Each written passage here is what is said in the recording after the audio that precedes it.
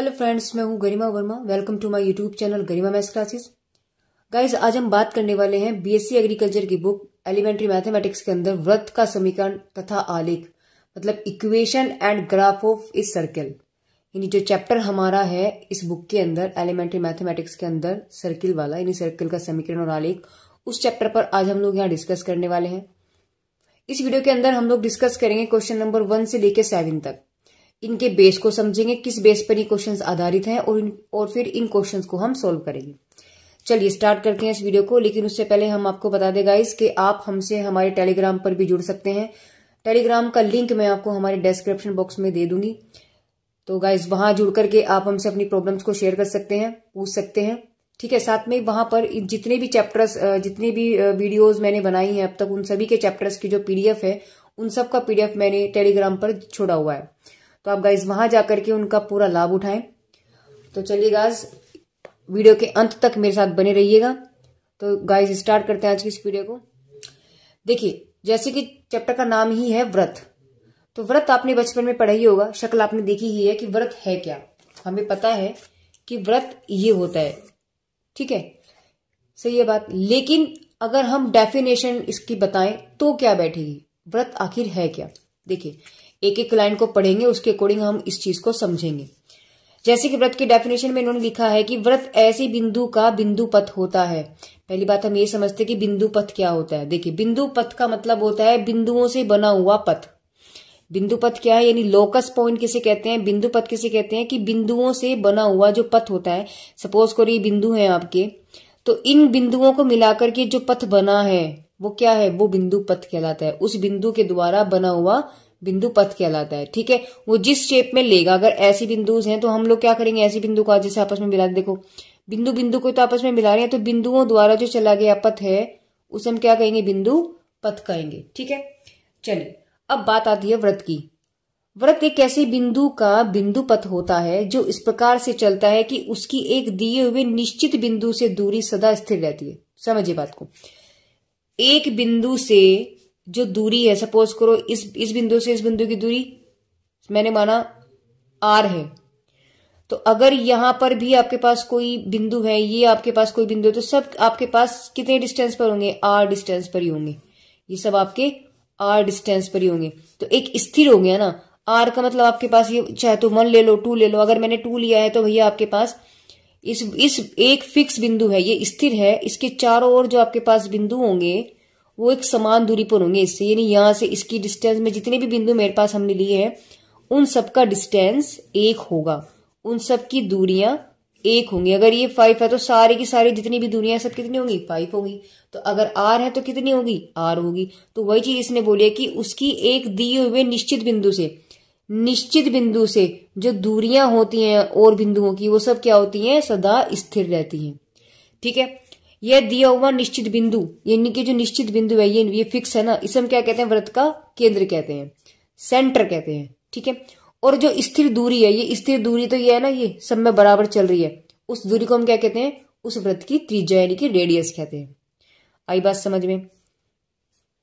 यानी अर्थात व्रत क्या हुआ आपका, कि व्रत एक ऐसे बिंदु का बिंदु पथ होता है जो इस प्रकार से चलता है जिसकी एक दिए हुए बिंदु से, एक निश्चित बिंदु से जो दूरी है वो सदा आपकी समान रहती है, स्थिर रहती है। और जो दिया गया निश्चित बिंदु है, जो निश्चित बिंदु, जैसे ये निश्चित बिंदु है आपका, इसको हम क्या कहेंगे, व्रत का केंद्र कहेंगे। और निश्चित बिंदु से जो आपके और स्थिर दूरी को, जो इस आपकी स्थिर दूरी है, उन्हें हम क्या कहेंगे, व्रत का केंद्र कहेंगे। ये आपकी होगी व्रत, कि व्रत है क्या। अब हम बात करेंगे कि व्रत का समीकरण क्या होता है। यानी पहली बात तो हम लोग इसको समझ लेते कि जैसे ये व्रत है आपके पास, तो व्रत का ये केंद्र हो गया, ठीक है। इसे हम क्या कहते हैं, केंद्र कहते हैं, यानी कि इसे हम क्या कहते हैं, सेंटर भी कहते हैं, इंग्लिश में इसको हम सेंटर कहते हैं। और ये सर्किल है, ये निश्चित दूरियां हैं आपके पास, तो इसे हम क्या कहेंगे, r का मतलब रेडियस, रेडियस का मतलब त्रिज्या। तो यानी ये व्रत है, अगर कोई मेरे पास ये व्रत है तो व्रत का ये क्या होता है, आपके पास केंद्र होता है। और ये अगर हम डिस्टेंस लेते, डिफरेंट पेन से ले लेते हैं, यानी कि ये जो डिस्टेंस है इसे हम क्या कहते हैं, ये आपके पास इसे कहते हैं हम त्रिज्या। सही है बात। अब बात करेंगे किसकी, वृत्त के समीकरण की। तो देखिए एक छोटा सा वृत्त हम यहाँ बनाते हैं पहले, और उस पर हम लिखते हैं कि क्या क्या चीजें उसमें क्या होती है। देखिए ये अगर आपके पास कोई वृत्त है,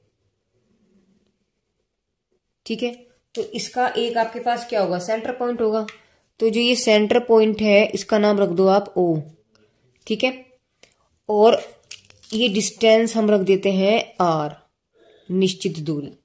तो हम क्या बात है यहाँ पर कि ये ओ जो है, यानी जो ओ है ये क्या है आपके पास, वृत्त का केंद्र है, और जो आपके पास ये आर है ये क्या है आपके पास, आपकी त्रिज्या है, ठीक है। अच्छा दूसरी बात, अब हम बात करेंगे किसके, वृत्त के समीकरण की। तो वृत्त का जो समीकरण होता है वो आपके पास होता है, देखिए वृत्त का समीकरण होता है कि x माइनस एच का होल स्क्वायर y माइनस के का whole square is equal to A square. A का मतलब इसे ए लिख लीजिएगा या आप इसको यहाँ आर स्क्वायर लिख लीजिएगा, ठीक है। आर का मतलब हो आपके पास यहाँ का इसकी रेडियस।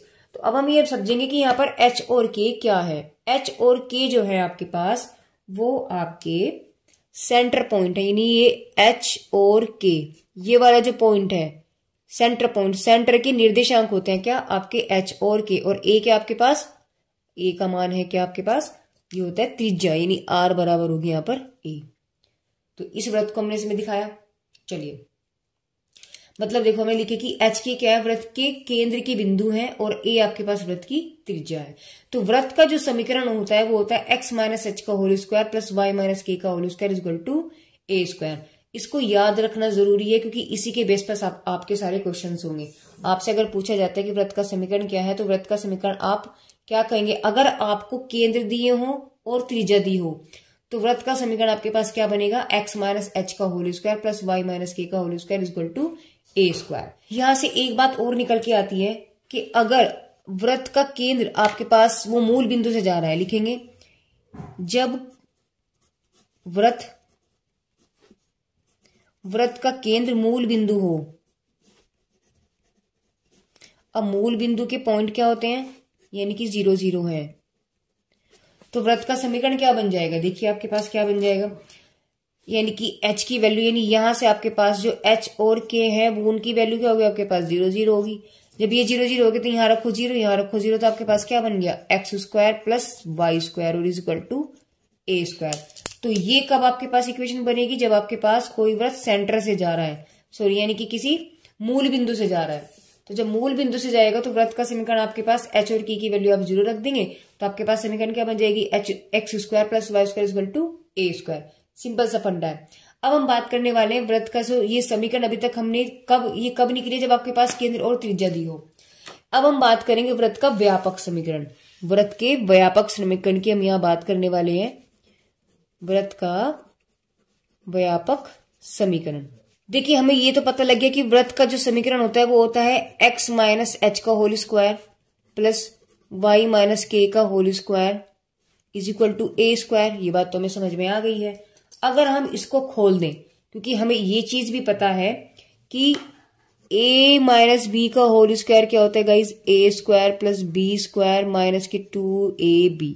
ये हमारे पास फॉर्मूला होता है, एक आइडेंटिटी होती है a माइनस बी का होल स्क्वायर का, मतलब a माइनस बी का होल स्क्वायर, ठीक है। तो हम लोग क्या करेंगे यहाँ पर, इसको, इन दोनों को आप इसके अकॉर्डिंग खोल दीजिए।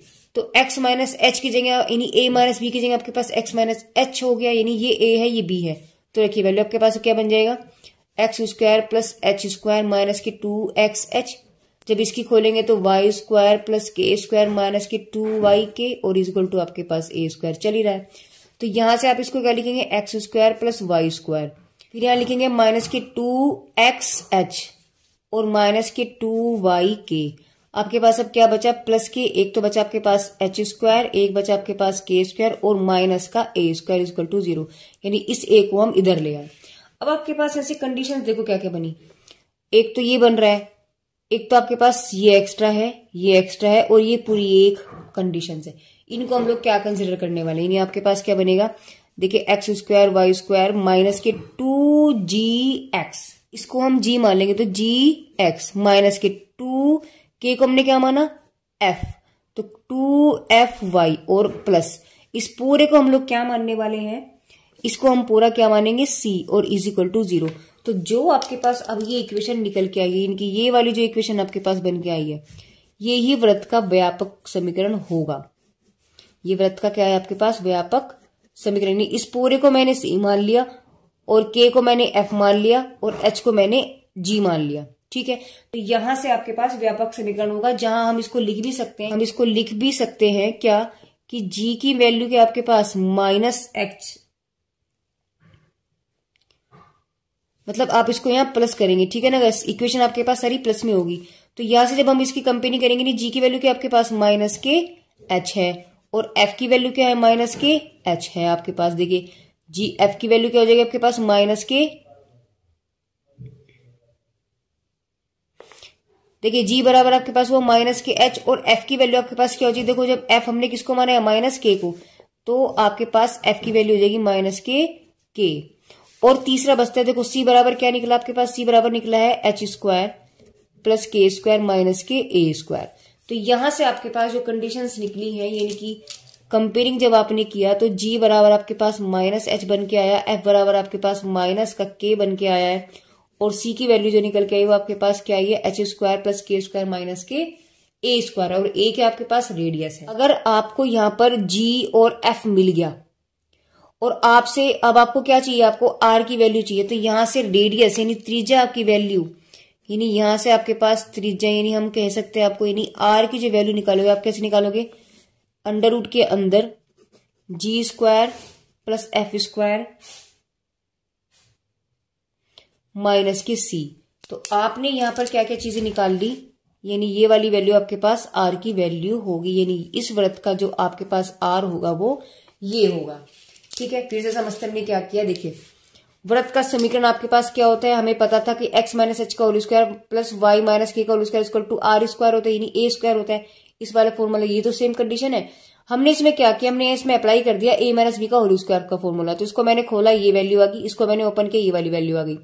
अगली बार में मैंने x square plus Y square लिया एक साथ, 2x लिया है माइनस के 2y के लिया है और आपके पास क्या बचा एच स्क्वायर प्लस के स्क्वायर और माइनस उठा करके इस a को धर लिया हो, तो आपके पास बन गया एच स्क्वायर प्लस के स्क्वायर माइनस के ए स्क्वायर इक्वल टू 0।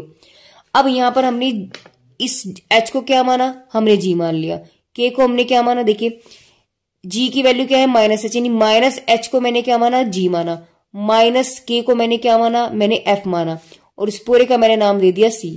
तो c की वैल्यू तो आपके पास क्या निकल गई एच स्क्वायर प्लस के स्क्वायर माइनस ए स्क्वायर, ये वाली वैल्यू है। तो f बराबर आपके पास क्या निकला माइनस के और g की वैल्यू आपके पास क्या है के h। अब यहां से अगर आपको रेडियस निकालने किसी वृत्त की, तो रेडियस का फॉर्मूला क्या हो जाएगा आपके पास, पहले g निकालो, यानी कंपेयरिंग करके आप g निकालेंगे f निकालेंगे और उसमें से उनका स्क्वायर करके सम करके उसमें से आप क्या घटा देंगे माइनस की c कर देंगे और c की वैल्यू आपके पास कैसे निकलेगी, इस तरीके से निकलेगी। ठीक है, जब हम क्वेश्चंस करेंगे चीजें सारी क्लियर होंगी आपकी। अभी फिलहाल हम थोड़ा सा कंसेप्ट समझते हैं। अब देखिए गाइस, जो चीजें अब तक हमने पढ़ी, यानी व्रत का समीकरण हमने पढ़ लिया, व्रत का व्यापक समीकरण हमने पढ़ लिया, इन दोनों के बेस पर अब हम लोग एक्सरसाइज की जो क्वेश्चन है उनको लेते हैं। एक्सरसाइज का क्वेश्चन नंबर 1 में आपसे क्या पूछा है, इन्होंने बोला है कि व्रत का समीकरण क्या होगा अगर केंद्र बिंदु ये है और त्रिज्या आपके पास 7 है। देखिए व्रत का समीकरण क्या होता है, जब आपको केंद्र बिंदु दिए हो और त्रिज्या दी हो। अभी अभी हम लोगों ने डिस्कस किया था, जब व्रत का केंद्र आपको दिया हो यानी h और k आपको दिए हो और त्रिज्या आपको दी हुई हो, तो आपके पास समीकरण क्या होती है x माइनस एच का whole square plus y minus के का whole square equal to A square. बस इसी फॉर्मूले के अकॉर्डिंग हम लोग इस क्वेश्चन को सोल्व करेंगे। तो देखिए हम लोग लिखेंगे कि व्रत का जो केंद्र होता है, यानी व्रत का केंद्र आपके पास एच के है और त्रिज्या आपके पास आर है, तो हम लिखेंगे व्रत का समीकरण। हमें पता है समीकरण होता है x माइनस एच का whole square plus y minus के का whole square is equal to A square. तो प्रश्नानुसार अगर हम बात करें प्रश्नानुसार, तो आपके पास प्रश्न के अनुसार h और k की जो वैल्यू है वो क्या आपके पास माइनस के 5 माइनस के 6 और r बराबर ही त्रिज्या कितनी दी आपको 7, उठाओ और क्वेश्चन में रख दो। तो लिखेंगे तब x माइनस एच की वैल्यू कितनी है आपके पास माइनस के 5, तो यहां लिखेंगे देखो माइनस के 5 पूरे का हो गया whole square plus y minus k की वैल्यू क्या आपके पास माइनस के 6 पूरे का क्या करेंगे होल स्क्वायर और r की वैल्यू कितनी आपके पास 7 7 का स्क्वायर, यानी आपके पास क्या बन जाएगा देखो माइनस माइनस प्लस 5 का होल स्क्वायर हो गया प्लस y प्लस 6 का होल स्क्वायर इक्वल टू 7 की 7 में करेंगे तो आपके पास 49 आ जाएगा। ठीक है, यहां तक तो आप सभी कर लेंगे, लेकिन आपको क्वेश्चन यहां नहीं छोड़ना, आपको इक्वेशन को सोल्व करके इस फॉर्म में बनाना है। ये x square plus Y square plus 2gx plus 2fy plus c, यानी आप इसको सोल्व करेंगे। सोल्व करने के बाद आपके पास कुछ ऐसी इक्वेशन, इसी की फॉर्म में आपके पास इक्वेशन बनेगी। तो यहां से आप लोग क्या करने वाले हो, इसका फॉर्मूला खोलोगे। हमें ये चीज पता है क्या, कि a प्लस बी का जो होल स्क्वायर होता है क्या होता है आपके पास, a square plus B square plus 2ab, और जब यहाँ माइनस होता है तो आप यहाँ पर माइनस लगाते हो। तो ये आपके पास एक आइडेंटिटी होती है जो आप बचपन में पढ़ चुके होते हो, उन्हीं आइडेंटिटीज का यहाँ पर यूज होकर के क्वेश्चंस को सोल्व किया जाएगा। ठीक है, तो यहां से जब आप देखते हैं तो आप इसका फॉर्मूला खोलेंगे a प्लस बी का होल स्क्वायर। तो a प्लस बी का मतलब है a square plus B square, यानी क्या करेंगे आप, एक्स स्क्वायर प्लस बी का स्क्वायर यानी 25 हो गया, प्लस 2 इंटू 5a, यानी कि a की वैल्यू आपके पास कितनी है x, और b की वैल्यू आपके पास क्या है 5। चलिए प्लस यहां से जब आप इसको खोलेंगे तो a square plus B square, तो क्या हो गया आपके पास y स्क्वायर प्लस 6 36 प्लस के कितना हो गया आपके पास, देखिए 2 इंटू वाई और इंटू 6 इज इक्वल टू क्या चल रहा है आपके पास 49। यहां से आप क्या लिखेंगे, देखिए x square plus Y square, और ये आपके पास 5 दूनी 10x हो गया, और प्लस के 6 दूनी 12y हो गया। लास्ट में आपके पास बचता है क्या 25 प्लस के 36 और माइनस के 49 इज इक्वल टू 0। तो यानी आपके पास हुआ x square plus Y square plus के 10x प्लस के 12y, और आपके पास आ जाएगा प्लस के, तो 25 और 36 आपके पास हुआ 61 माइनस के 49 इक्वल टू 0, यानी x square plus Y square plus 10x plus के 12y और प्लस के आपके पास 12 इक्वल टू 0। अब जरा यहाँ देखना, अगर आपने ध्यान दिया है कि आपके पास ये जो बन के आई है वृत्त की इक्वेशन, ये आपके पास एक व्यापक रूप का फॉर्म लेकर के आई है। देखो ये x square plus Y square plus 2gx, x square plus Y square plus 10x, यानी x तो आ रहा है ना, तो 2 की वैल्यू से क्या करेंगे, हम इसको 2 से डिवाइड कर देंगे तो आपके पास 5 निकल जाएगा अगर हम कंपेयरिंग करें। ऐसे ही f निकल जाएगा, और प्लस c की वैल्यू आपके पास ये है ही, देखो c। ठीक है, तो यहां से आपके पास ये क्या है, लिखेंगे यही वृत्त का अभीष्ट समीकरण है, यही वृत्त का अभीष्ट समीकरण है। चलिए क्वेश्चन नंबर 2 में देखते हैं, 2 में इन्होंने क्या पूछा है। देखिए क्वेश्चन नंबर जो 2 है आपके पास सेम क्वेश्चन नंबर 1 ही है। जैसे इन्होंने पूछा था वृत्त का समीकरण निकालना है, केंद्र बिंदु दे दी और त्रिज्या दे दी। इन्हें भी हमें क्या पूछा, वृत्त का समीकरण निकालना है, इन्होंने केंद्र के निर्देशांक दे दिए और त्रिज्या दे दी। तो सेम क्वेश्चन यही है। तो इसी तरीके से इस क्वेश्चन को सोल्व करने वाले लिखेंगे वृत्त का समीकरण। हमें पता है कि वृत्त का समीकरण क्या होता है, बड़े ध्यान से समझेंगे क्योंकि सेम इसी की कॉपी है आपके पास क्वेश्चन, ये सिर्फ इनके इन्होंने डिजिट बदल दिए हैं। तो यहां से लिखेंगे वृत्त का समीकरण, हमें पता है कि x माइनस एच का whole square plus y minus के का whole square equal to a square होता है। तो यहां से अगर हम बात करते हैं तो h के आपके पास क्या निकल गए, माइनस के 1 2, और यहां से r की वैल्यू आपके पास 3 निकल गई, यानी a की वैल्यू आपके पास 3 निकल गई क्योंकि ये आपको 3 इकाई दिया है। तो प्रश्न के अनुसार उठाओ और इसमें रखो। तो प्रश्नानुसार जब हम रखेंगे आपके पास बन जाएगी x। तो देखिए x माइनस h की वैल्यू आपके पास कितनी है, देखो h की वैल्यू आपके पास -1 यानी माइनस का मतलब +1 का होल स्क्वायर हो गया, प्लस y माइनस k की वैल्यू कितनी है आपके पास 2, तो 2 का हो गया whole square equal to a की वैल्यू आपके पास कितनी है 3, तो 3 का स्क्वायर। तो यहाँ से फॉर्मूला खोला हमने a प्लस बी का होल स्क्वायर का फॉर्मूला, देखो ये रहा। तो ये आपके पास क्या है फॉर्मूला, नहीं a square plus B square plus 2ab, उठाओ वैल्यू रख दो, तो a square plus B square plus 2ab plus same इसमें आपके पास माइनस वाला फॉर्मूला लगेगा। तो यहाँ माइनस है तो नीचे बस यहाँ माइनस होगा, आपके पास क्या बन जाएगा वाई स्क्वायर प्लस 2 दूनी 4 माइनस के 2 दूनी 4 यानी कि 2 इंटू 2 वाई और इज इक्वल टू 3 3 9। तो यहाँ से आपके पास कंडीशन क्या बन गई, देखिए x square plus Y square, फिर हम किसको लिखेंगे एक्स वाले को, पहले इन दोनों का स्क्वायरिंग करके लिखेंगे, उसके बाद हम लिखते हैं एक्स वाले कंडीशन, फिर लिखते हैं हम वाई वाली कंडीशन को, जो बचा उसे बाद में लिखो। तो आपके पास बचा 2 और प्लस के 4 और माइनस के 9 इक्वल टू 0 कंडीशंस बनेगी, यानी कि x square plus Y square plus के 2x माइनस के 4y, 8 में से माइनस 9 गई, माइनस के 1 इक्वल टू 0। देखिए प्रश्न के अनुसार हमने यहाँ पर उठा करके वैल्यू रखी है, आपके पास एक्स एच की वैल्यू कितनी है आपके पास -1, तो माइनस माइनस प्लस इसको प्लस कर देगा तो x प्लस 1 का होल स्क्वायर है, प्लस वाई 2 की k की वैल्यू आपके पास 2 है तो k की जगह हमने 2 रखा, प्लस 3 का स्क्वायर। इसका फॉर्मूला खोला आपके पास बन जाएगा x square plus 1 square plus 2x और प्लस के वाई स्क्वायर प्लस 2 दूनी 4 हो गया, माइनस के 2 दूनी 4 वाई हो गया। तो यहां से हमने क्या किया, देखो x square plus Y square को एक साथ लिखा, उसके बाद हमने एक्स लिखा फिर वाई लिखा, तो 2x वाई हो गया माइनस के 4 वाई हुआ। अब हमने क्या देखा, तो आपके पास क्या बच रहा है, देखो 1 स्क्वायर बच रहा है और यहां से आपके पास 4 बच रहा है और यहां से आपके पास माइनस के 9। तो यानी कि आपके पास कंडीशंस बनेगी 1, यानी कि 1 प्लस 4 माइनस के 9 और 1 और 4 आपके पास होते हैं 5 का मतलब आपके पास बचा माइनस के 4। तो ये कंडीशन आपके पास बचेगी। अब अगर यहां पर भी कुछ होता तो हम कुछ करते, इसको डिवाइड करते, बट ऐसा नहीं है क्योंकि इक्वेशन जो होती है ना आपकी, यानी कि वृत्त का जो व्यापक समीकरण है उसमें एक्स स्क्वायर और वाई स्क्वायर आपके पास हमेशा इनका कोफिशिएंट 1 रहेगा। बाय चांस अगर कभी यहाँ पर आ भी गया ना कुछ भी, तो आप उससे उस पूरी इक्वेशन को आप उतने से डिवाइड कर दोगे, यानी इनका जो कोफिशिएंट है यानी एक्स स्क्वायर वाई स्क्वायर का जो गुणांक है वो आपके पास क्या होना चाहिए, 1 होना चाहिए। अदरवाइज ये आपके पास जो इक्वेशन है वो अप्लाई नहीं हो सकती। तो वृत्त का व्यापक समीकरण हमें निकालना था तो हमने निकाल दिया, x square plus Y square plus 2x minus के 4y माइनस के 4 इज इक्वल टू 0। ये आपके पास क्या होगा, वृत्त का अभीष्ट समीकरण होगा। तो लिखेंगे यही वृत्त का अभीष्ट समीकरण होगा।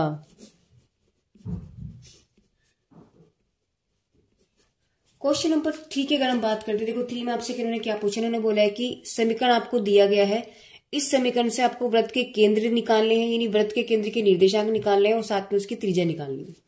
देखिए क्वेश्चन बिल्कुल इजी है, सिर्फ आपको समझना है कि करना कैसे है। हमें पता है, अभी हमने आपको बताया था कि वृत्त का जो व्यापक समीकरण होता है वो ये होता है। तो ये जो क्वेश्चन हल होगा वो व्यापक समीकरण से होगा। तो हम क्या लिखेंगे, देखिए लिखेंगे यहाँ पर कि वृत्त का व्यापक समीकरण जो होता है क्या होता है, देखिए लिखेंगे वृत्त का व्यापक समीकरण, वृत्त का व्यापक समीकरण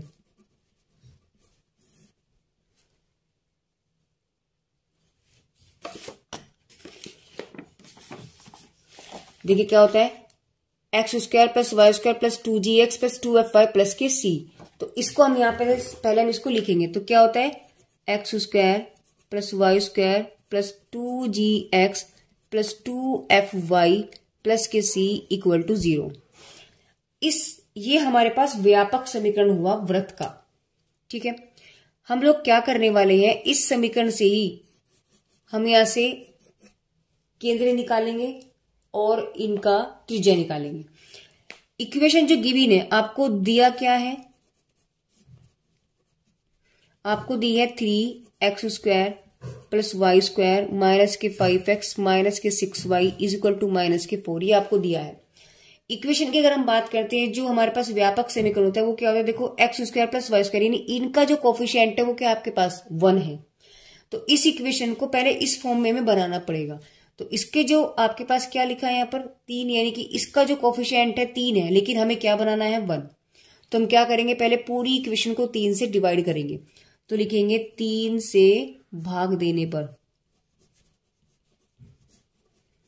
तो क्या हो जाएगा, आपके पास वैल्यू हो जाएगी x square plus Y square minus के 5/3x माइनस के 3 से डिवाइड किया तो आपके पास आ गया 2y और माइनस के 4/3। इतनी बात क्लियर है। अब देखो इसको मुझे इसके जैसा बनाना है, तो हमारा इतना काम तो सेम आ गया कि x square plus Y square, उसके बाद मुझे क्या लिखना है यहाँ पर प्लस। ठीक है, प्लस लिख करके इसको हम लिखेंगे माइनस के 5/3x, ऐसे यहां प्लस लिखेंगे 2 माइनस ऐसे लिखेंगे y, और इसको उठा करके आप इधर ले आएंगे प्लस के 4/3 इक्वल टू 0। अब यहां से आपको कुछ नहीं करना, देखिए क्या करेंगे, ये x है ये x है, तो यहां से जब आप देख रहे हैं ना, देखो ये वाली कंडीशंस, x ये आपके पास 2g है, y के साथ आपके पास 2f है, तो x के साथ यहां आपके पास क्या तो लिखेंगे कंपेयरिंग, यानी कि तुलना करने पर, समीकरण कैपिटल A से तुलना करने पर।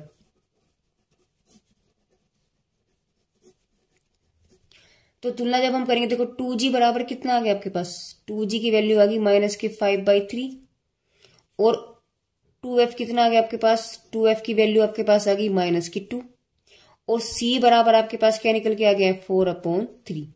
क्लियर है बात।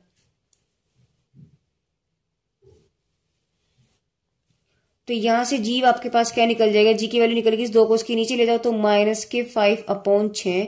एफ की वैल्यू आपके पास क्या निकल गई, -1, और सी की वैल्यू आपके पास निकल गई 3। हमें पता है देखिए वृत्त के जो केंद्र होते हैं, वृत्त का केंद्र क्या होता है, वृत्त का केंद्र होता है आपके पास H और K, और H बराबर क्या है G माइनस K, और K बराबर क्या है आपके पास F माइनस K।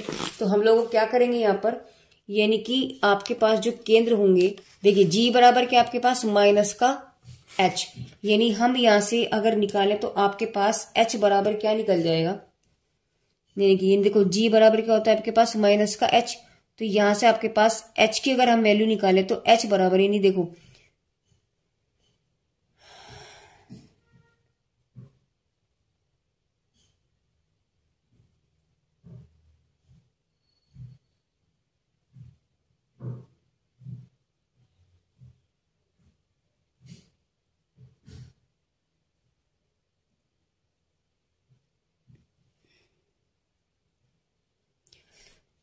देखिए यहां से हम देख रहे हैं कि G बराबर क्या आपके पास माइनस का H, और यहाँ G बराबर माइनस के 5/6 आ गया।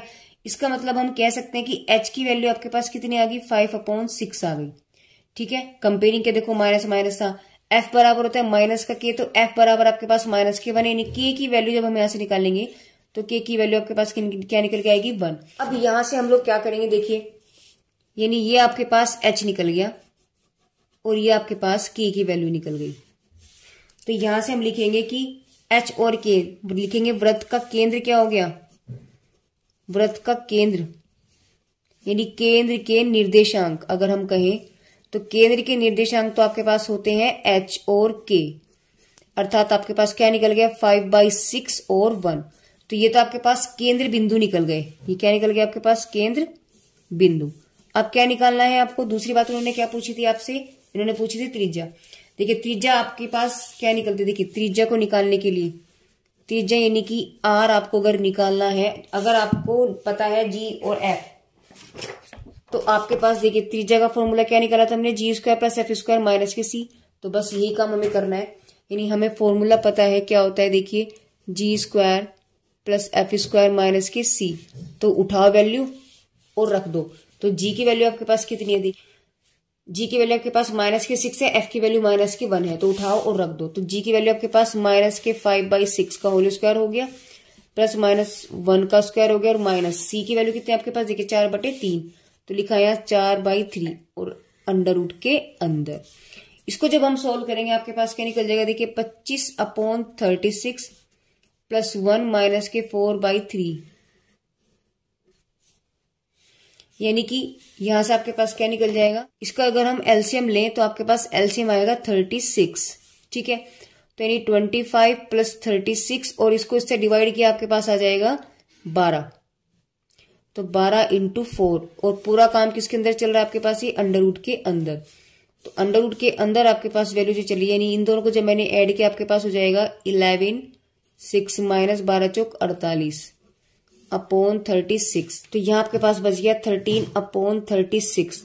तो R यानी त्रिज्या की वैल्यू आपके पास क्या निकलेगी, यानी R आपके पास क्या हो जाएगा 13, तो आपके पास √ के अंदर रहेगा, और 36 बाहर निकल के 6। तो ये वैल्यू जो आपके पास निकल के आई है, आपके पास त्रिज्या की वैल्यू निकल के आई है।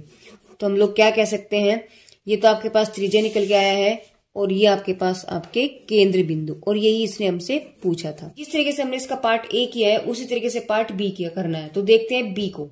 देखिए बी पार्ट से में क्या निकालना है, वृत्त का केंद्र निकालना है और हमें इसकी त्रिज्या निकालनी है। सबसे पहले हम लोग क्या करेंगे, लिखेंगे वृत्त का व्यापक समीकरण। वृत्त का जो व्यापक समीकरण होता है उसकी इक्वेशन आपके पास होती है कि x² + y² + 2gx + 2fy + के c = 0। इसको मारेंगे कैपिटल A। अब आपको जो दिया है उसको लिखेंगे। दिया आपको क्या है कि x² + y² + 2x - के 6y और = में 0 दिया है। इसका मतलब यहाँ पर c की वैल्यू तो कुछ है नहीं, तो इसको आप +0 = 0 करके लिख सकते हो।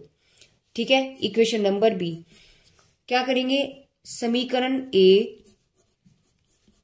तथा B की तुलना करने पर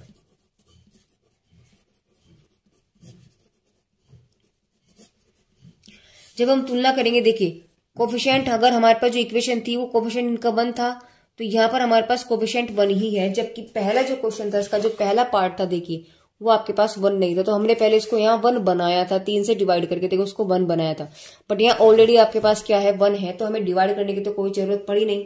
सिर्फ हम लोग क्या करेंगे, इसको देखेंगे, ये वाली कंडीशंस देखेंगे। देखिए x 2g बराबर क्या निकल गया 2, 2f बराबर आपके पास क्या निकल गया -6।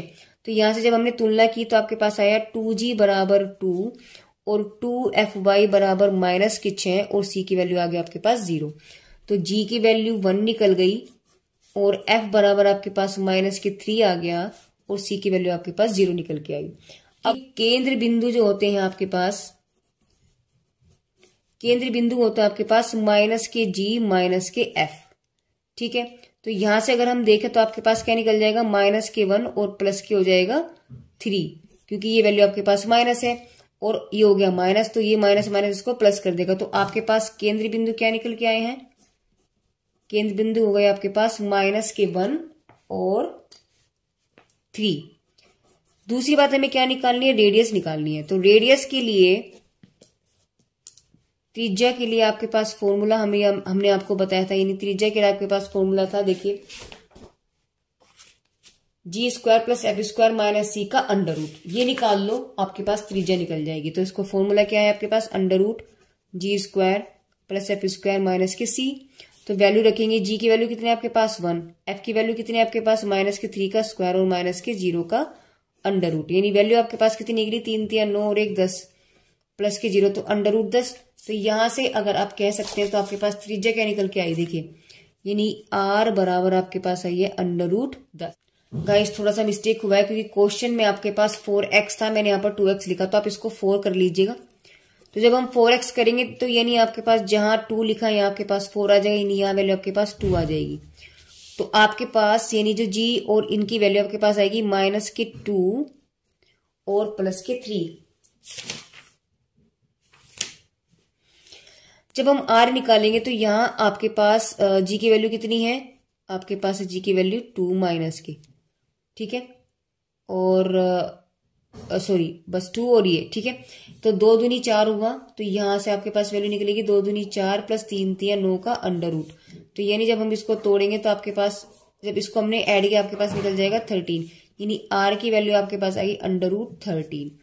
तो ये वैल्यू आपके पास क्या निकल गया r।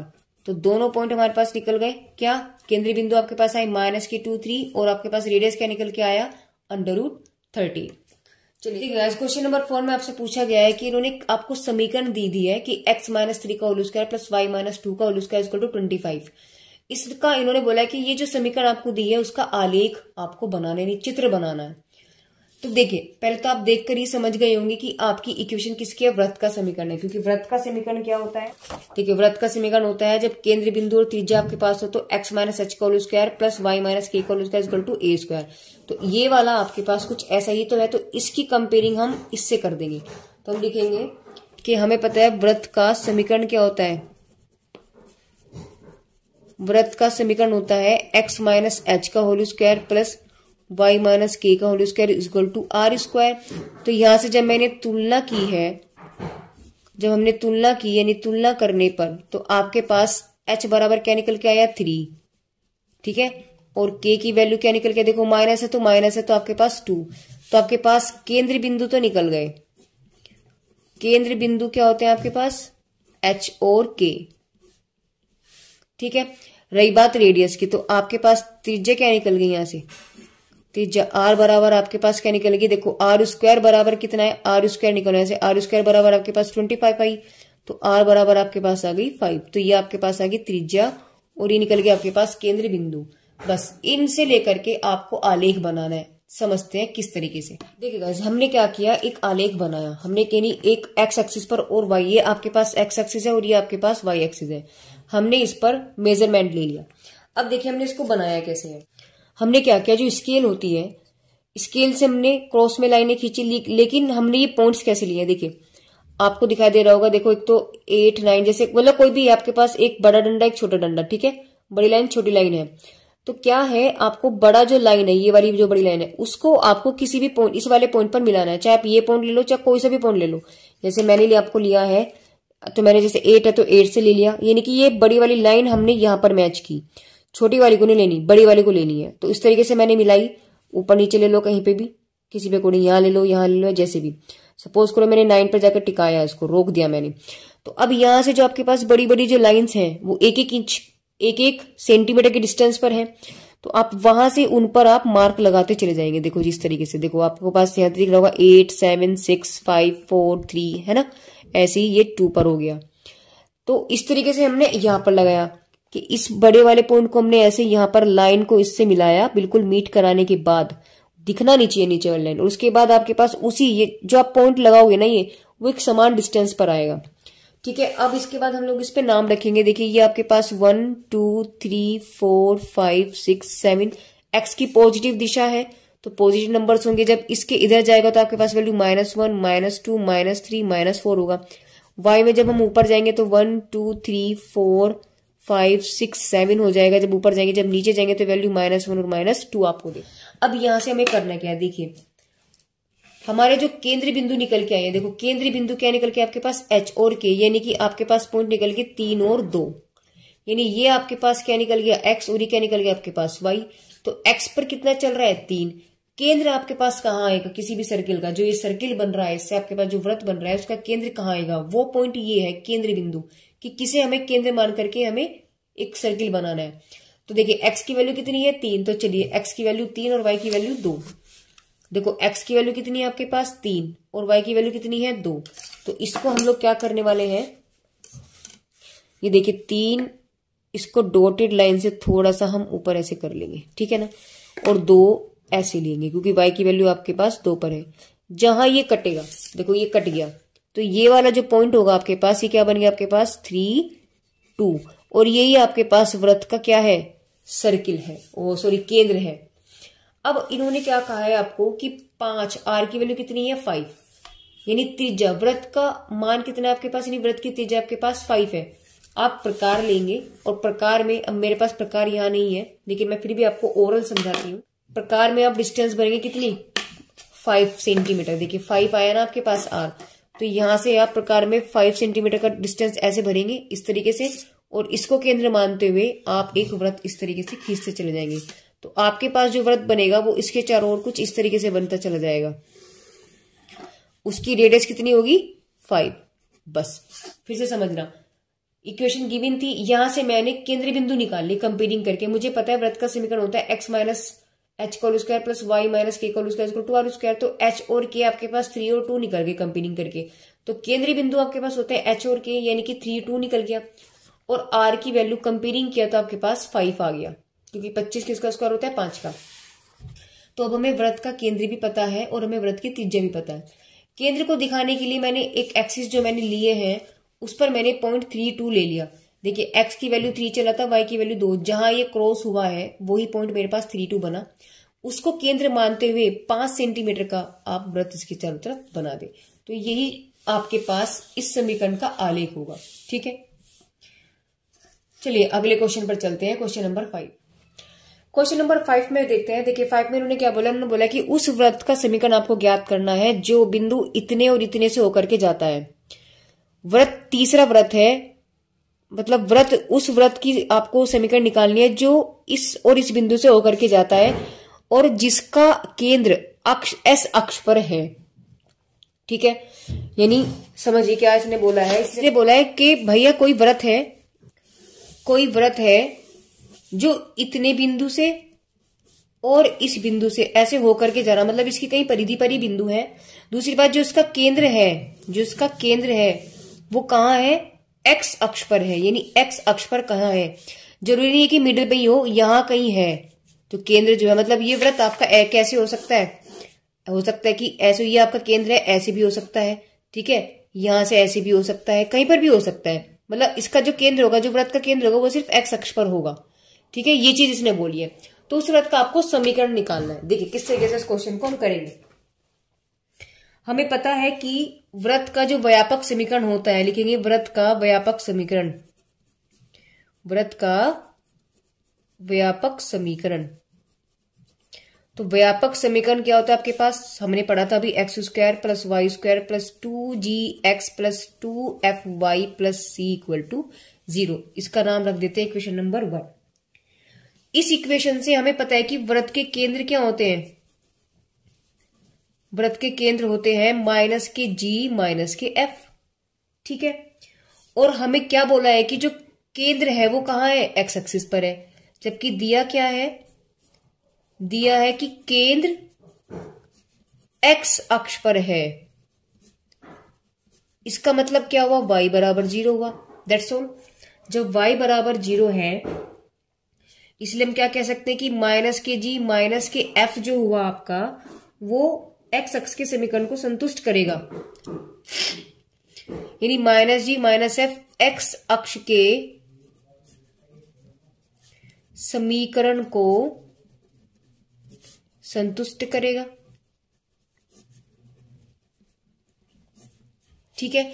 इसका मतलब हम लोग यहां से क्या कह सकते हैं, नहीं f की वैल्यू, क्योंकि पॉइंट आपके पास क्या होते हैं भाई, पॉइंट आपके पास x y होते हैं और y की वैल्यू कितनी है 0, ठीक है। तो यहां y के स्थान पर क्या बैठा है f, तो यहां से हम क्या कह सकते हैं, नहीं f बराबर आपके पास 0 देगा, दैट इज f बराबर 0।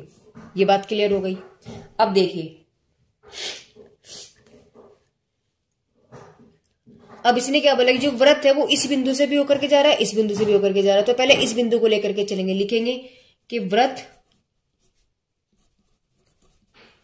बिंदु 0 और 3 से होकर के जाता है, होकर जाता है। जब वो बिंदु 0 और 3 से होकर के जाता है तो इसका मतलब जो बिंदु 0 और 3 है, यानी कि बिंदु 0 और जो 3 है वृत्त की समीकरण को संतुष्ट करेंगे, यानी वृत्त की समीकरण नंबर वो जो 1 है, ये जो समीकरण आपके पास वृत्त की है इसको संतुष्ट करेंगे, क्योंकि उसी की ही परिधि पर तो पॉइंट है। जिस तरीके से हमने अभी आपको बताया था कि भाई इस पर जितने भी पॉइंट होंगे, इसकी परिधि पर जितने भी पॉइंट होंगे, सारे पॉइंट वृत्त की जो हमारी समीकरण होगी उसको संतुष्ट करेंगे, ठीक है। तो ये वाला पॉइंट भी इसको संतुष्ट करेगा, ये वाला पॉइंट भी संतुष्ट करेगा, और भी अगर पॉइंट होते वो भी इसको संतुष्ट करते। तो बात अभी सिर्फ इस पॉइंट की है, तो इस पर हम आते हैं कि 0 और 3 जो है, 0 और 3 जो आपका पॉइंट है वो समीकरण नंबर 1 यानी इस समीकरण को संतुष्ट करेगा। और संतुष्ट करेगा का मतलब क्या हुआ कि पॉइंट उठाओ और इसमें रख दो। तो यानी ये आपके पास क्या हो गया, x हो गई, ये आपके पास क्या है भाई, उठाओ। तो लिखेंगे फ्रॉम इक्वेशन नंबर 1 से, तो x की वैल्यू कितनी है 0, आपके पास क्या बना 0, प्लस y की वैल्यू कितनी होगी आपके पास 3, तो 3 का हो गया स्क्वायर प्लस 2g, और x की वैल्यू कितनी है आपके पास 0, तो ये 0 हो गया, प्लस 2f, और y की वैल्यू कितनी है आपके पास इंटू 3 और प्लस c इक्वल टू 0, यानी आपके पास इक्वेशन क्या बनी 9, ये तो खत्म हो गया, प्लस आपके पास बचा 6f plus c equation equal to 0। Equation हमने किसको क्या मानी 2 मानी, यानी हमारे पास इक्वेशन हो गई 9 प्लस 6f और प्लस के c इक्वल टू 0। अब हमें ये भी पता है कि जिस तरीके से पॉइंट ये इसको संतुष्ट कर रहा है, तो पॉइंट वृत्त इस पॉइंट से भी तो जा रहा है, तो इसका मतलब ये वाला पॉइंट भी इसको क्या करेगा, संतुष्ट करेगा। तो क्या करेंगे, लिखेंगे बिंदु 5 और 2 वृत्त की समीकरण 1 को संतुष्ट करेगा, ठीक इसी तरीके से जिस तरीके से अभी ये वाला पॉइंट कर रहा है।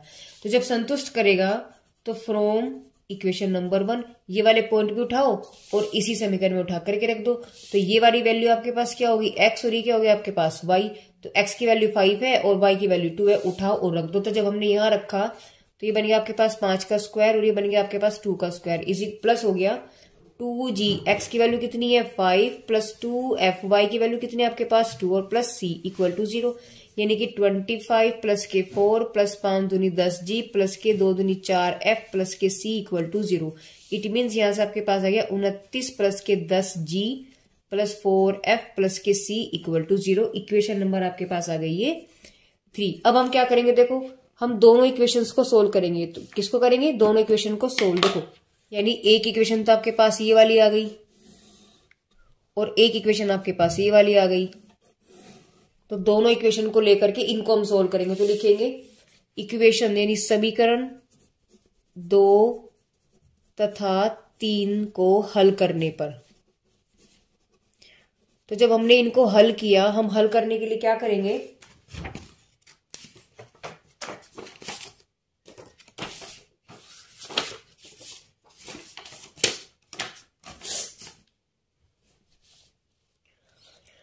देखो समीकरण नंबर 3 में से आप 2 को माइनस कर दो। तो हमने क्या किया, यानी समीकरण नंबर 3 माइनस समीकरण नंबर 2। तो 3 समीकरण को ऊपर लिख लो पहले। तो ये समीकरण नंबर 3 है, इसको ऊपर लिखेंगे 29 plus 10y plus 4f, 29 plus 10g plus 4f plus c equal to 0। और 2 समीकरण के आपके पास 9 plus 6f plus c equal to 0। तो c को c के नीचे लिखेंगे, f को f के नीचे लिखेंगे। देखो f को f के नीचे लिखेंगे यानी 6f, और g इस वाली समीकरण में नहीं है, उसको आप डायरेक्टली 0 लिख दो। और यहाँ आपके पास क्या है 9। हमने इसको माइनस कर दिया, जब माइनस किया तो यहाँ तो रह गया आपके पास 20। ये वैल्यू क्या बची आपके पास 10g, और यहाँ से आपके पास बचेगा माइनस के 2f, और c से c आपके पास कैंसिल इक्वल टू 0। यहां से अगर हम 2 से डिवाइड कर दें आपके पास बचेगा 10 प्लस 5g माइनस के f इक्वल टू 0। अब देखिए f की वैल्यू कितनी थी आपके पास, रखेंगे पुट f बराबर 0। तो आपने जब f की वैल्यू 0 रखी, क्या बची आपके पास 10 प्लस 5g इक्वल टू 0। यानी यहां से अगर हम देखें तो 5g इक्वल टू माइनस के 10, इट मीन्स g की वैल्यू आपके पास निकल गई माइनस के 2। ठीक है, तो f निकल गया, g निकल गया। अब काम क्या है मेरा, c को निकालना। तो अगर मैं f की वैल्यू को यहां रख दूं तो आपके पास क्या होगा, देखो लिखेंगे f बराबर 0 किसमें, समीकरण 2 में। तो समीकरण नंबर 2 में मैंने रखा तो 9 प्लस 0 रखा तो सारा 0 हो गया, तो प्लस 0 हो गया, प्लस c इक्वल टू 0। यानी यहां से c की वैल्यू क्या निकल गई माइनस के 9। तो तीनों इक्वेशन निकल गई मेरे पास, तीनों पॉइंट्स निकल गई। क्या निकल गया मुझे, g भी निकल गया, f भी निकल गया, c भी निकल गया। तो तीनों वैल्यू को उठा करके कहां रख देंगे, अब हम इसको समीकरण नंबर 1 में रखने पर। और समीकरण नंबर 1 क्या है आपके पास, ये है। तो आपके पास बन गया, तो आपके पास बन गया x square plus Y square plus 2, और g की वैल्यू कितनी है आपके पास -2, और x प्लस 2, f की वैल्यू कितनी है आपके पास 0, तो वैल्यू होगी 0, प्लस c की वैल्यू कितनी है आपके पास 9 इक्वल टू 0। यानी आपके पास आया x square plus Y square minus के 4x, और ये वैल्यू आपके पास 0 माइनस के 9 इक्वल टू 0। और यही आपके पास व्रत की अभीष्ट समीकरण निकल के आई है। यानी जो इसने हमसे पूछा था व्रत की समीकरण, यही हमारे पास क्या है, व्रत की अभीष्ट समीकरण। पर फिर से समझते कि इसमें हमने क्या किया। देखिए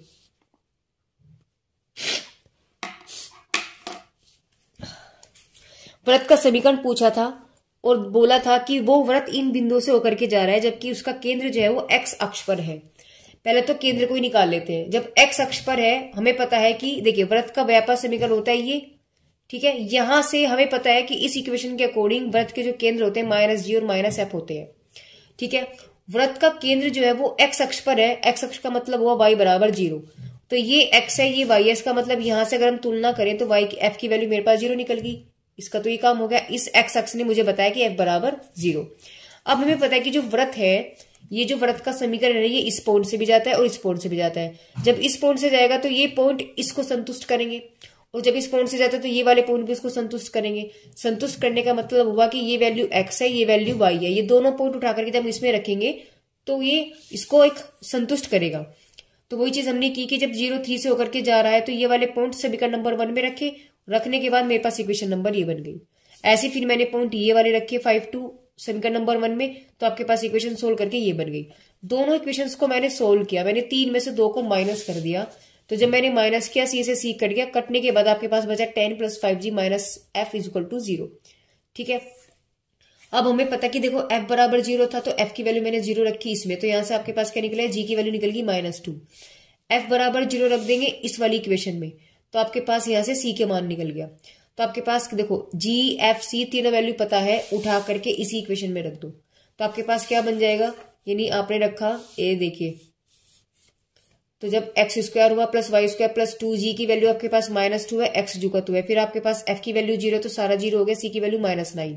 ठीक है, जब इसको मैंने सोल्व किया आपके पास आया x square plus Y square -4x -9 equal to 0। तो यही आपके पास वृत्त की अभीष्ट समीकरण होगी। चलिए क्वेश्चन नंबर 6 में देखते हैं और उससे समझते हैं क्या पूछा है। क्वेश्चन नंबर 6 में कह रहा है कि वृत्तों का समीकरण आपको बताना है, वृत्त का समीकरण बताना है अगर वो वृत्त इन 3 बिंदुओं से होकर के जा रहा है तो। देखो बिल्कुल क्वेश्चन नंबर 5 की तरह है, बस वहां उन्होंने एक्स अक्ष तीसरा पॉइंट दे दिया था, यहाँ इन्होंने तीसरा पॉइंट आपको दे रखा है, इतना फर्क है। बाकी सब कुछ पैटर्न आपको उसी तरीके से होगा। तो हम लोग क्या करेंगे, देखिए लिखेंगे कि वृत्त का व्यापक समीकरण क्या होता है। व्यापक समीकरण होता है आपके पास X square plus Y square plus 2gx plus 2fy plus के c इक्वल टू 0। ठीक है ना, ये आपके पास क्या होता है, इसका व्यापक समीकरण होता है। इसको थोड़ा सा बॉक्स में बंद कर देते हैं जिससे ये अलग से हमें दिखाई दे सके। इसका इक्वेशन नंबर हमने कैपिटल ए मान ली। ठीक है, अब लिखेंगे कि वृत्त ए यानी कि कैपिटल ए यानी जो वृत्त है वो इस पॉइंट को भी संतुष्ट करेगा, इसको भी, यानी कि ये तीनों पॉइंट आपको संतुष्ट करेंगे। तो हम क्या लिखेंगे, लिखेंगे क्योंकि वृत्त बिंदु 1 0 2 -2 तथा 3 1 तीनों से होकर के जाता है।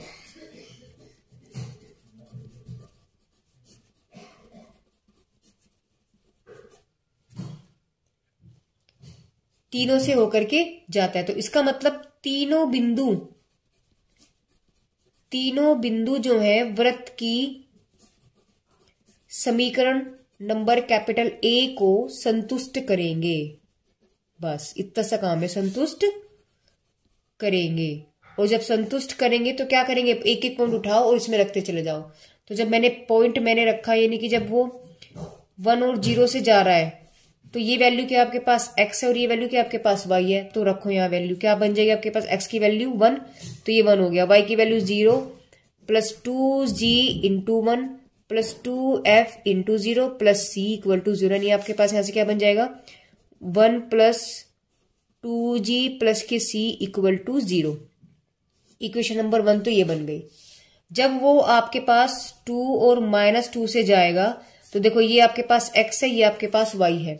तो x की वैल्यू 2 है तो 2 दूनी हो गया आपके पास, यानी 2 का स्क्वायर हो गया 4 प्लस फिर 2 का स्क्वायर हो गया 4 प्लस 2g फिर प्लस के 2 और प्लस 2f। y की वैल्यू कितनी है आपके पास -2 और प्लस के c इक्वल टू 0।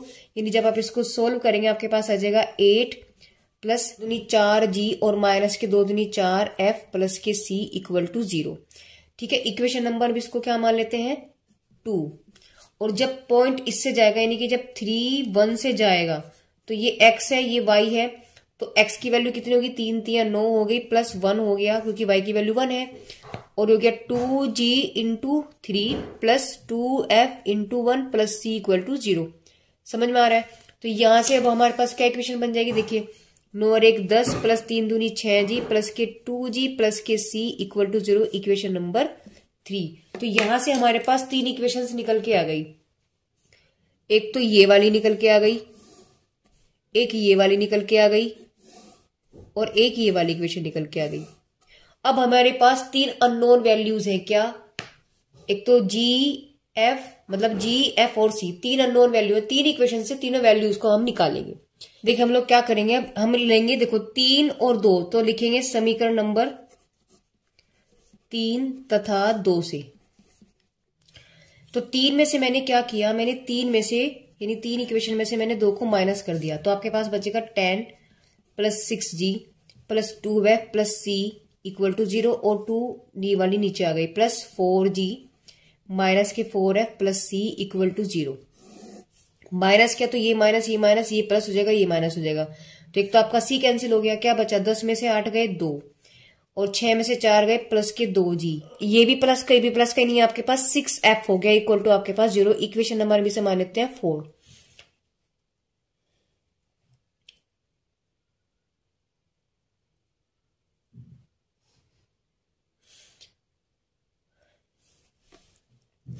अब देखिए इक्वेशन नंबर 4, अब हम क्या करेंगे, हम लोग इक्वेशन नंबर 2 और 1 को सोल्व करते हैं। तो लिखेंगे समीकरण 1 तथा 2 से। तो देखो आपके पास 2 कितनी है, 8 प्लस के 4g माइनस के 4f प्लस के c इक्वल टू 0। और सेकंड आपके पास यानी फर्स्ट आपके पास है 1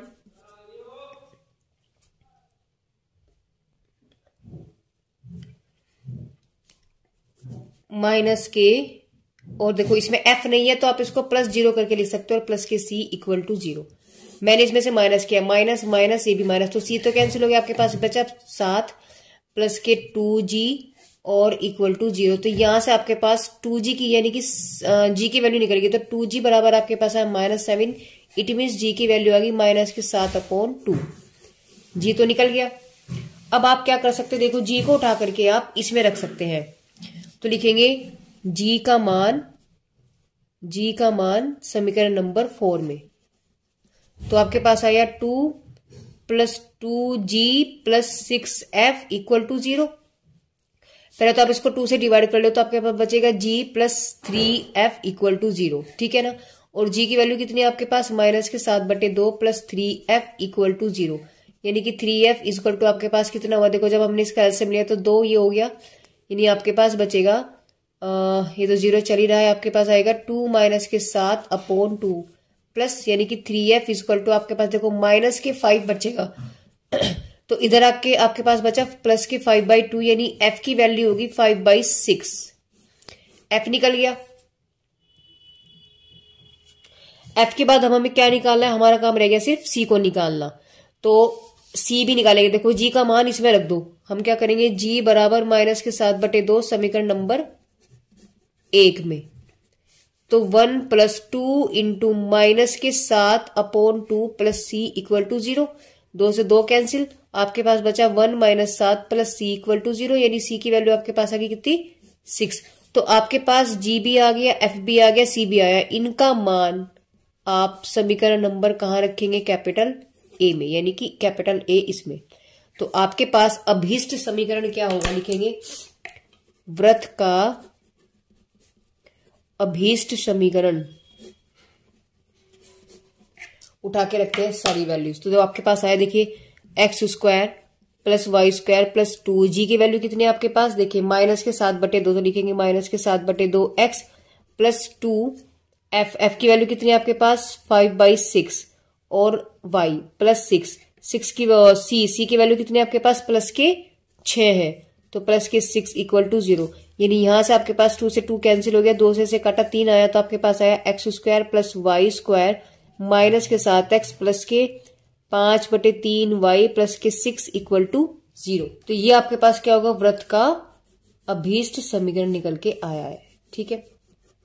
चलिए चलते हैं इसकी बी पार्ट की तरफ। देखिए पॉइंट हमें दे दिए, हमें क्या निकालना है, वृत्त का समीकरण निकालना है, और जो इन पॉइंट से होकर के जा रहा है, तो वही वृत्त का क्या लिखेंगे, पहले वृत्त का व्यापक समीकरण। तो वृत्त का व्यापक समीकरण क्या होता है, अभी हमने लास्ट पिछले क्वेश्चन में लिखा था, x² plus y² plus 2gx plus 2fy plus के c इक्वल टू 0। ये आपके पास वृत्त का व्यापक समीकरण होता है, ठीक है। तो इसमें अब हम क्या करने वाले हैं, इसको हमने कैपिटल A हम मान रखेंगे। अब हमें पता है कि वृत्त जो है इन 3 बिंदु से होकर के जा रहा है, लिखेंगे वृत्त 3 बिंदुओं यानी कि 1 0 3 4 और 0 -6 से होकर जाता है, जब ये 3 बिंदुओं से होकर जा रहा है, दैट इज हम कह सकते हैं कि तीनों बिंदु हैं वो वृत्त की समीकरण को संतुष्ट करेंगे। जब वो संतुष्ट करेंगे तो हमारे पास इसका मतलब क्या हुआ कि तीनों पर उठाओ, इसमें रख दो। तो लिखेंगे जब यानी कि जब पॉइंट 1 और 0 से जाएगा तो ये वैल्यू x है, ये वैल्यू y है, तो समीकरण नंबर 1 में उठा करके रखेंगे वैल्यू। तो x की वैल्यू कितनी है 1, y की value 0 plus 2g into 1 plus 0 plus c equal to 0, यानी कि 1 प्लस आपके पास आया 2g plus c equal to 0। Equation number 1 हमने इसको माना। दूसरा पॉइंट आपके पास क्या है, जब 3 4 तो ये वैल्यू x है, ये y है, तो x की वैल्यू कितनी होगी 3, तो 3 3 9, y की वैल्यू 4 यानी कि 4 चौक 16 प्लस 2g x की वैल्यू 3 है प्लस 2f y की वैल्यू 4 है प्लस c इक्वल टू 0, यानी आपके पास आ गया 25 प्लस 3 दूनी 6 और 4 दूनी 8 f प्लस के c equal to 0। Equation number 2 आपके पास ये बन गई। तीसरा पॉइंट भी जा रहा है, तो तीसरे पॉइंट से लिखते हैं। तीसरा पॉइंट आपके पास क्या है, 0 माइनस के 6, तो लिखेंगे 0 माइनस के 6, तो ये x है ये y है, तो x की वैल्यू क्या हो जाएगी, देखो यहां रखेंगे। जब x रखा आपके पास, x की वैल्यू कितनी है आपके पास 0, तो 0 हो गया। y की वैल्यू कितनी है आपके पास -6, 6 का 36 हो गया, प्लस 2g इंटू 0 और प्लस 2f y की वैल्यू कितनी है आपके पास -6, तो लिखेंगे -6 plus c equal to 0। It means 36 और 6 दूनी 12 माइनस के 12 f plus c equal to 0। Equation number 3, यानी आपके पास 3 इक्वेशन ये आ गई, एक तो ये आ गई, एक ये आ गई और आपके पास एक ये आ गई। अब हमें क्या करना है, तीनों इक्वेशंस को सोल्व करना है और तीनों इक्वेशन को सोल्व करके हमें एफ जी सी तीनों की वैल्यू को निकालना है और निकाल करके हम किस में रखेंगे, इसी इक्वेशन में। ठीक है, देखो हम क्या करेंगे, समीकरण नंबर 1 से आप जी का मान निकाल लो। इस समीकरण नंबर 1 से हमने क्या निकाला, जी का मान निकाला। तो देखो समीकरण नंबर 1 से आपके पास क्या बन जाएगा, 1 plus 2g plus c equal to 0। तो यहां से आपके पास 2g बराबर आया माइनस के 1 प्लस सी, यानी g की वैल्यू आपके पास कितनी आ गई, माइनस के 1/2 1 प्लस सी। इस g का मान आप उठा करके किस में रख देंगे, समीकरण नंबर 2 में। तो लिखेंगे g का मान समीकरण नंबर 2 में। तो जब हमने 2 में रखा आपके पास आया 25 प्लस 6 इंटू माइनस के 1/2 1 प्लस सी और प्लस के 8f plus c equal to 0। तो इसको इससे कैंसिल किया, 3 आ गया, तो यहां से आपके पास क्या निकलेगा, यानी 25 प्लस माइनस के 3, तो इस -3 के आप इसमें मल्टीप्लाई करेंगे, आपके पास आएगा माइनस के 3 और माइनस के 3c plus 8f plus c equal to 0। इसका मतलब 25 में से 3 का कितना हो गया आपके पास, प्लस के 8f, तो यहाँ वैल्यू आपके पास आई प्लस के 8f और माइनस के 3c और प्लस के c कितना हो गया, माइनस के 2c इक्वल टू 0। अब यहां से देखिए इक्वेशन हमने इसको क्या माना, 4। देखिए इक्वेशन नंबर 3 में भी f और c है और जो इक्वेशन हमने ये बनाई है अभी जो 4 बनी है उसमें भी आपके पास क्या है, f और c है। तो क्या करेंगे, समीकरण नंबर 4 तथा 3 से, ठीक है। तो देखिए 4 लिख लिए, 22 8f minus 2c equal to 0। यहां से आप लिखेंगे इसको 36 माइनस के 12f plus c equal to 0। हमें क्या करना पड़ेगा, इसमें बस 2 की मल्टीप्लाई कर दो और ऐड कर दो। जब मैंने ऐड किया तो ये तो कैंसिल हो गया। अब यहाँ क्या बचा, 36 दूनी कितने हो गए आपके पास 72, 72 में कितना जोड़ा 22, तो यहाँ लिखेंगे आप 72 प्लस 22 क्योंकि 72 हो गया और यहाँ आपके पास कितना हो गया 22 प्लस देखिए 24, 12 दूनी 24, तो 8 माइनस के 24 f और इक्वल टू 0। तो यहां से आपके पास f यानी माइनस के 16 इक्वल टू आपके पास आ गया माइनस के 4 और 9, माइनस से माइनस गया, f बराबर आपके पास आया 94/16। 2 से कैंसिल किया आपके पास आया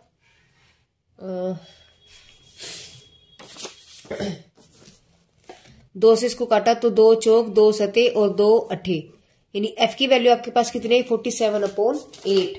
यानी हम ऐसे क्या कह सकते हैं कि f की जो वैल्यू आपके पास है वो 47/8 आ गई। ठीक है, अब हमारा काम क्या है, f तो निकल गया जी, हमारा काम है अब c को निकालना। तो हम f का मान इसी में रख दो, तो f का मान किसी में रखेंगे, 3 में रखने पर।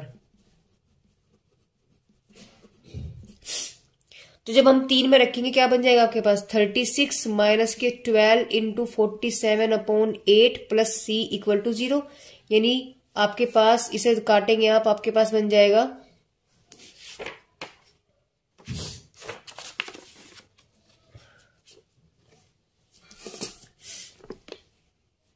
देखो 4 दूनी 4 तिया,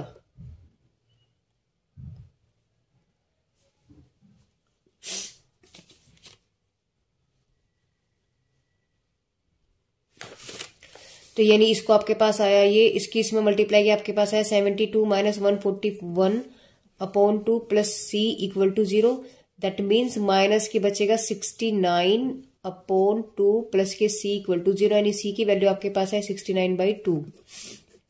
अब सी की जो वैल्यू निकल के आई है, अब सी भी निकल गया और एफ भी निकल गया। हमारा काम क्या है, जी को निकालना। तो सी का मान किस में रखेंगे आप, इक्वेशन नंबर 1 में। तो 1 प्लस 2g प्लस के सी की वैल्यू कितनी है 69/2 इक्वल टू 0। तो 2g और प्लस के इसको इसमें लिखा 2 और इसको जब इसमें ऐड किया आपके पास आएगा 71। तो 71/2 इक्वल टू 0, यानी कि g की वैल्यू आपके पास आई 71 माइनस के अपॉन 4। हमारे पास g भी निकल गया, f भी निकल गया और c भी निकल गया। इनका मान कहाँ रखेंगे हम, समीकरण नंबर कैपिटल ए में। तो जब कैपिटल ए में रखेंगे, देखिए इसको मैं डिफरेंट पेन से कर देती हूँ जिससे यहाँ कोई प्रॉब्लम ना हो। तो आपके पास आया x² प्लस y² प्लस 2, जी की वैल्यू कितनी है आपके पास, देखिए माइनस के, जी की वैल्यू कितनी है आपके पास माइनस के 71/4। तो यहाँ लिखेंगे आप माइनस के 71/4 और x, ठीक है, प्लस के 2f, f की वैल्यू कितनी है आपके पास 47/8 y प्लस c की वैल्यू देखो कितनी आपके पास निकल के कितनी आई थी 69/2। तो ये आपके पास बचा है प्लस के 69/2 इक्वल टू 0। अब आपको इसको सिर्फ सोल्व करना है। तो x² प्लस y², इसको इससे काटा आपके पास 4 बचा, तो और 4 बचा, 4 को 4 ही रहने देते हैं, है ना। तो ये आपके पास आया माइनस, ये आ गया आपके पास माइनस के, इसकी इसमें मल्टीप्लाई कर देना 2 और 2 सते 14 upon 4x plus 47/4y plus 69/2 equal to 0। तो यहां से अब हम लोग देखो हमारे पास सिंपली क्या बचा, आपके पास बचा x plus x² plus y² minus 142 upon 4x plus 47/4y और प्लस 69/2 बराबर 0। तो इस सबको अगर मैं एलसीएम ले लूं तो इसको भी 4 बनाना पड़ेगा क्योंकि नीचे यहाँ 4 है। तो इसमें मैंने ऊपर नीचे 2 की मल्टीप्लाई कर दी। तो आपके पास आया x² plus y² minus 142/4x plus 47/4y plus 2 की मल्टीप्लाई करेंगे तो आपके पास आ जाएगा 138/4 इक्वल टू 0। इस 4 को आप एलसीएम ले लेंगे तो आपके पास क्या बचेगा 4, तो यहाँ आ जाएगा तो x प्लस इस तरीके से, और ये पूरे के नीचे आपके पास इस तरीके से 4 आ जाएगा। तो यहाँ आ जाएगा आपके पास 142x plus 47y plus 138 equal to 0। इस 4 को जब हम इधर 0 में ले जाएंगे आपके पास अभीष्ट समीकरण बन जाएगा 4x² y² plus 142x plus 47y plus 138 equal to 0। और गाइज यही आपकी अभीष्ट समीकरण होगी।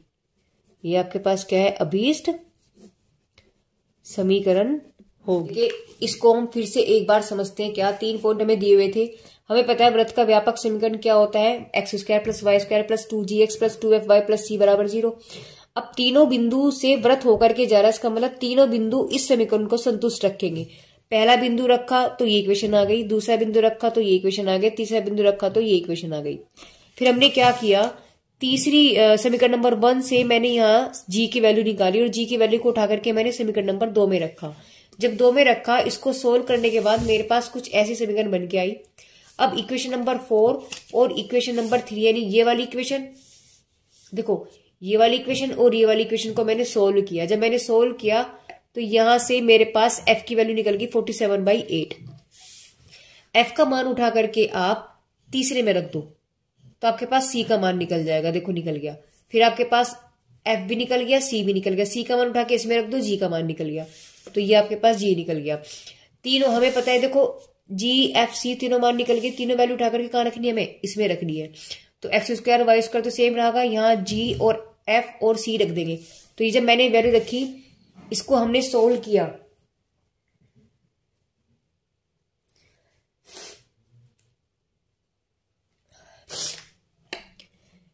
देखो जी की जगह रखा, एफ की जगह रखा, सी की जगह रखा। इसको जब हमने सोल्व किया आपके पास आया x square plus Y square minus के 142/4 x plus 47/4 y plus 69/2 equal to 0। ठीक है, यहां से देखो ये 4 था, ये 4 था, इसको 4 बनाने के लिए मैंने ऊपर नीचे 2 की मल्टीप्लाई कर दी, तो इसका मल्टीप्लाई करके ऊपर आया 130, नीचे आया आपके पास 4, पूरे के नीचे 4 आ गया, पूरे के नीचे मैंने एलसीएम ले लिया 4। अब ये 4 इधर तो है नहीं, तो इधर आपके पास कहां चले जाएगा, मल्टीप्लाई में चले जाएगा, यहां से 4 कैंसिल हो जाएगा नीचे वाला, तो आपके पास सिंपल बचेगा 142x प्लस 47y प्लस 138। नीचे वाले 4 को इधर ले जाओ 0 में, तो आपके पास सीधा आंसर क्या बचेगा, 4x square plus Y square minus 142x plus 47y plus 138 equal to 0। तो यही आपके पास उस वृत्त का अभीष्ट समीकरण होगा। गाइस आप वीडियो को पॉज करके जो है क्वेश्चंस को उतार सकते हैं, समझ सकते हैं, या आप स्क्रीनशॉट भी ले सकते हैं। बाकी इन सब का पीडीएफ जो है आपको मेरे टेलीग्राम पर मिल जाएगा, वहां पर आप जाइए, मेरे लिंक से जुड़िए। टेलीग्राम का लिंक मैं आपको हमारे डिस्क्रिप्शन बॉक्स में दूंगी, वहां जाकर के आप हमारे टेलीग्राम से जुड़ सकते हैं। क्वेश्चन नंबर अगर 7 की हम बात करें तो क्वेश्चन नंबर 6 की तरह ही है, 3 बिंदुओं से होकर के वृत्त जा रहा है, उस वृत्त का आपको समीकरण निकालना है। बस इन्होंने एक चीज एक्स्ट्रा कर दी कि केंद्र के निर्देशांक और त्रिज्या भी निकालनी है, बस बाकी सब कुछ ऐसे ही है जैसे क्वेश्चन नंबर हमने 6 के दोनों पार्ट किए हैं। तो ठीक उसी तरीके से उसको हम सोल्व करेंगे। उससे आगे के कुछ 2 स्टेप और हैं इसके, तो पहले हम वहां तक करते हैं फिर आगे बढ़ते हैं। पहले क्या लिखेंगे, देखिए वृत्त का व्यापक समीकरण, वृत्त का व्यापक समीकरण। तो व्यापक समीकरण क्या होता है वृत्त का, अभी हम लोगों ने बात किया था, x square plus Y square plus 2gx plus 2fy plus c equal to 0। ये क्या आपके पास वृत्त का व्यापक समीकरण हुआ है, इसको हम इक्वेशन नंबर मानेंगे कैपिटल ए। तो ये आपके पास क्या है, कैपिटल ए हो गई। अब हमें पता है कि वृत्त तीनों समीकरण से होकर के जाता है, तीनों पॉइंट से वृत्त जो है तीनों बिंदुओं से होकर के जाता है, तीनों बिंदुओं से होकर के जाता है।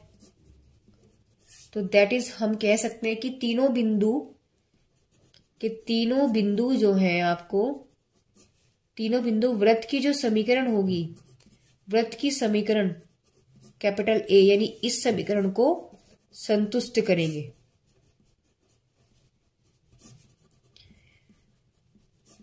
तो पहले क्या पॉइंट आपके पास 2 1, तो जब 2 1 आपके पास संतुष्ट कर रहा है, ये x हो गया, ये y, उठाओ वैल्यू और रखो। तो x की वैल्यू 2 है, रखो, यहाँ कितनी होगी 4, y की वैल्यू कितनी है आपके पास 1 1 रखे 1 हो गया, प्लस 2g, x की वैल्यू 2 है, प्लस 2f, y की वैल्यू 1 है, प्लस c इक्वल टू 0, यानी कि आपके पास आ गया 5 प्लस के 2 दूनी 4g प्लस के 2f प्लस के c equal to 0। Equation number 1 बन गई। दूसरा पॉइंट आपके पास 1 2 है, ये x हो गया, ये y हो गया, उठाओ रखो, x की वैल्यू कितनी है 1, तो 1 हो गया, y की वैल्यू कितनी है 2 2 दूनी 4 हो गया, 2g into 1 plus 2f into 2 plus c equal to 0। That means 1 plus 4 आपके पास हो गया 5 प्लस के 2g प्लस 2 दूनी 4f प्लस के c equal to 0। Equation number 2। ऐसे ही थर्ड पॉइंट जब जा रहा है तो थर्ड पॉइंट कभी लिखेंगे x और ये y। x की वैल्यू कितनी है 8, 8 का स्क्वायर कितना हो गया 64, 9 की वैल्यू है y यानी कि y की वैल्यू है 9 और 9 का स्क्वायर हो जाएगा 81 प्लस 2gx, तो 2gx की वैल्यू 8 है, 2fy की वैल्यू 9 है प्लस c इक्वल टू 0, यानी जब इसको ऐड हमने किया तो 145 हो गया, प्लस 8 दूनी 16g प्लस 9 दूनी 18f प्लस के c equal to 0। Equation number 3, यानी यहां से आपके पास इक्वेशन 3 बन गई, एक तो ये वाली, ये और ये वाली। हम लोग क्या करेंगे, इक्वेशन नंबर 2 और 3 को ले लेते हैं। तो क्या करेंगे, समीकरण 3 में से माइनस कर दिया समीकरण नंबर 2 को, तो 3 के आपके पास 145 16g plus 18f plus c equal to 0, और आपके पास ऊपर वाली कौन सी है 2, ये है 2g plus 4f plus c equal to 0, और माइनस कर दिया तो minus minus minus minus c cancel हो गया। देखिए 145 में से 5 गए 140 प्लस 16 में से 2 गए 14g, 18 में से 4 गए आपके पास बचेगा 14f और इक्वल टू 0। इक्वेशन नंबर क्या मानेंगे इसको हम मानेंगे 4। अब हमने क्या किया, देखिए आगे हम लोग क्या करने वाले हैं, इस 4 को देखो समीकरण नंबर 2 में से 1 को माइनस कर देंगे, यानी कि इस 2 वाली में से 1 वाली को माइनस करेंगे। तो 2 और ये 1 है, देखो 2 वाली इक्वेशन आपके पास कितनी है, 5 plus 2g plus 4g plus c equal to 0, और 1 आपके पास क्या है, 5 plus 4g plus 2g plus 2f plus c equal to 0। मैंने जब माइनस किया तो c और f आपके पास कैंसिल हो जाता है, तो 4 और माइनस, देखो प्लस के 2 माइनस के 4 आपके पास बचा माइनस के 2, ठीक है, प्लस के 4 माइनस के 2 प्लस के 2 और इक्वल टू आपके पास 0। तो यहां से हम लोग क्या निकाला, हमारे पास आया 2f इक्वल टू 2g, 2 से 2 कैंसिल, तो f बराबर g, यानी जो f का मान होगा वो मेरे पास g का मान होगा। f बराबर g उठा करके इक्वेशन नंबर 4 में रख दो, तो जहां आपके पास f है वहां क्या आ जाएगा, आपके पास g आ जाएगा। देखो तो 140 प्लस आपके पास 14g प्लस 14, ये आपके पास g बन गया क्योंकि f की वैल्यू g है, तो ये दोनों आपके पास 28g हो गया, इसे उठा करके उधर ले गए, माइनस के 40 हो गया, तो g की वैल्यू आपके पास आएगी माइनस के 140/28। जब मैंने इसको कैंसिल आउट किया आपके पास आया माइनस के 5, क्योंकि f और g दोनों बराबर है तो g का मान -5 है, तो f इज आल्सो -5। f और g की वैल्यू उठा करके आप समीकरण नंबर 1 में रख दो, देखो f और g, तो यहाँ c निकल जाएगा, सारी वैल्यू मैंने यहाँ रखी, c की वैल्यू क्या निकल गई आपके पास 25, देखो 5, ये देखो 5, 4, g की वैल्यू क्या रखी -5, 2, f की वैल्यू -5 प्लस c, तो 5 दूनी 10 और 5 चौक 20, तो आपके पास आया 5 -20 -10 plus c equal to 0। It will be आपके पास कितना आएगा, ये आपके पास आएगा माइनस के 30, तो माइनस यानी कि 5 माइनस के 30 वैल्यू क्या देता है आपके पास, माइनस के 25 को आप c उधर ले जाओ, तो क्या बचेगा आपके पास प्लस के 25, यानी c की वैल्यू आपके पास 25 आई। अब हमने g f c तीनों वैल्यू निकाल ली भाई, g f और c, ये तीनों वैल्यू निकल गई। तीनों वैल्यू को उठा करके कहां रखनी है, अब हमें इक्वेशन नंबर ए में रखना है, कैपिटल ए में। तो जो यहाँ है ना, ये वैल्यू उठा करके रख दो, तो x² प्लस y², 2g की वैल्यू कितनी है आपके पास -5x प्लस 2, और f की वैल्यू -5y प्लस c की वैल्यू 25 होगी, तो ये आपके पास -10 हो गई, ये आपके पास -10 हुआ, तो आपके पास फाइनल अभी इक्वेशन क्या बनी, x² plus y² minus 10x plus 10y plus 25 equal to 0। अब इसमें क्वेश्चन में और चीज ऐड करी थी, क्या, केंद्र के निर्देशांक पूछा तो त्रिज्या। हमें पता है केंद्र के निर्देशांक जब हमारे पास व्यापक समीकरण होती है x² plus y² plus 2gx plus 2fy plus c, तो इसके अकॉर्डिंग हमारे पास निर्देशांक केंद्र के क्या होते हैं, माइनस के g और माइनस के f। अब हमें पता है कि g की वैल्यू -5 है, तो भैया -5 है, तो यहाँ -5 उठा के जब हम माइनस g की रख के -5 रखेंगे क्या बचेगा, प्लस के 5, ऐसे ही ये क्या हो जाएगा, प्लस के 5। तो आपके पास यानी केंद्र के निर्देशांक क्या निकल गए, 5 और 5। रही बात त्रिज्या निकालने के लिए, त्रिज्या के लिए हमारे पास हमें g f और c जब हमें पता होता है, हमारे पास फॉर्मूला होता है g² plus f² minus c का अंडर रूट। तो g की वैल्यू 5 है, f की वैल्यू 5 है, c की वैल्यू 25 है, तो 25 और -25 हो गया, 25 से 25 कैंसिल, 25 बचा, तो r की वैल्यू कितनी होगी आपके पास, 25 किसका स्क्वायर होता है, 5 का, तो अंडर रूट से बाहर निकल गया, आपके पास क्या बचा, r। तो इस तरीके से हमारे पास क्या निकला, केंद्र के निर्देशांक निकल गए 5, और हमारे पास त्रिज्या क्या निकल गई, वो निकल गई हमारे पास 5। तो इस तरीके से हमारे पास क्वेश्चन नंबर 7 कंप्लीट हुआ है।